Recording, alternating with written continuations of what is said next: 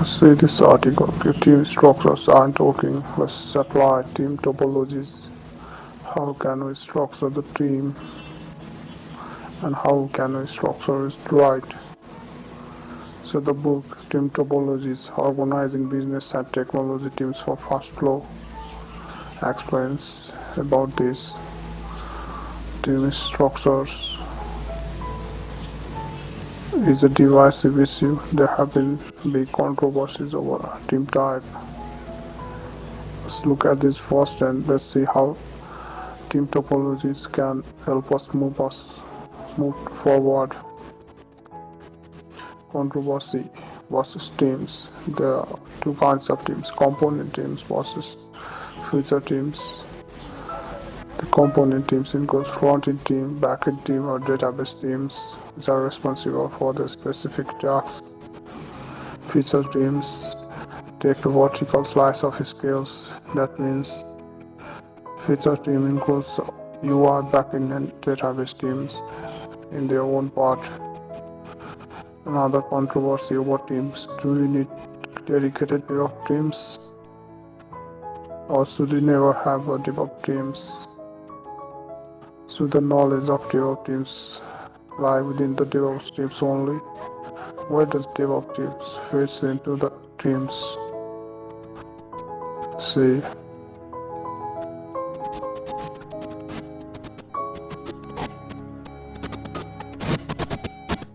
there should be someone between the dev and the ops, someone facilitating the collaboration between the dev, such as site reliability engineer model pioneered by the Google.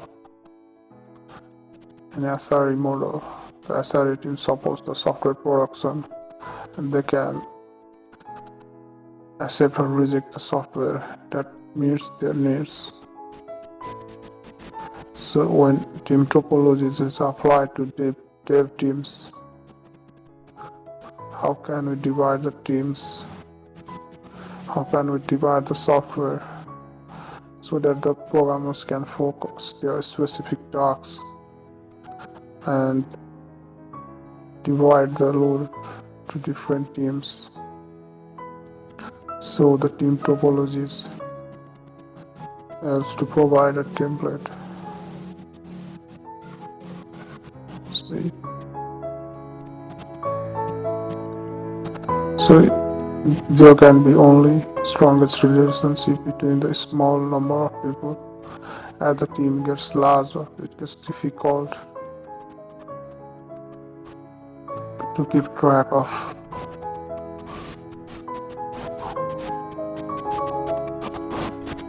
So there can be interlocking levels with teams between groups and departments.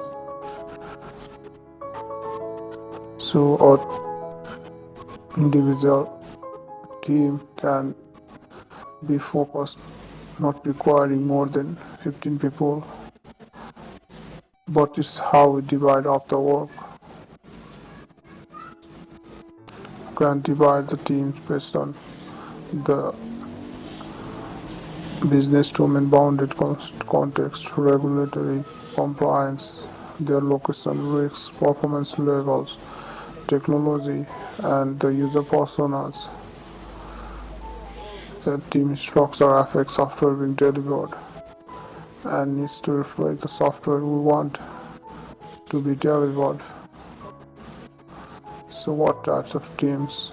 Team topologies offers the pattern for team types and how the teams interact.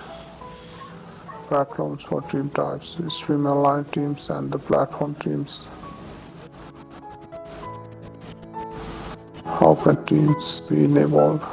Enabling teams well positioned to research, try out possibilities, and advise on tooling or practices. Enabling team empowers the stream-aligned teams with the aim that the help will no longer be needed for each team to track the interaction models between the teams.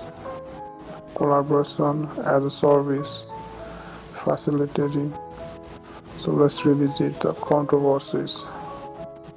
How to evaluate the whether the team structure is working well. We can look at the load of team members, whether the once it rise, the boundaries are clear between different teams, if there are friction between teams, if we can see a lot of delays between the teams, communication overheads and the team size, team members and skills, are these enough to achieve the goals? So this can be evaluated and compared against other well-known patterns.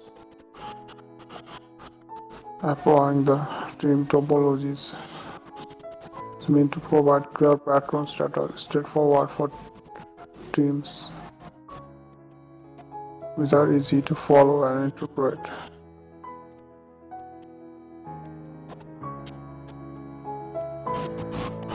Software changes as the business changes. So later our software goes to maintenance mode, but during development there shall be a lot of changes and software evolves as long as it is being developed.